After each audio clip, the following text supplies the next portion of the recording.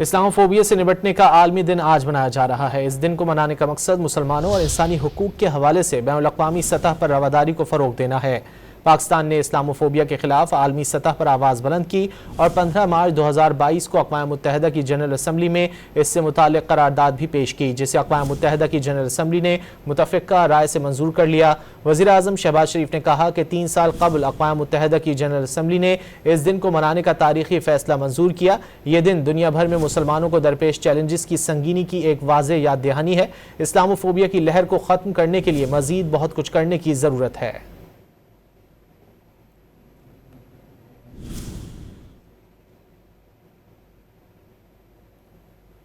پاکستان نے اسلاموفوبیا کے خلاف عالمی سطح پر آواز بلند کی اور 15 مارچ 2022 کو اقوام متحدہ کی جنرل اسمبلی میں اس سے متعلق قرارداد بھی پیش کی، جسے اقوام متحدہ کی جنرل اسمبلی نے متفقہ رائے سے منظور کر لیا۔ وزیر اعظم شہباز شریف نے کہا کہ 3 سال قبل اقوام متحدہ کی جنرل اسمبلی نے اس دن کو منانے کا تاریخی فیصلہ منظور کیا۔ یہ دن دنیا بھر میں مسلمانوں کو درپیش چیلنجز کی سنگینی کی ایک واضح یاد دہانی ہے۔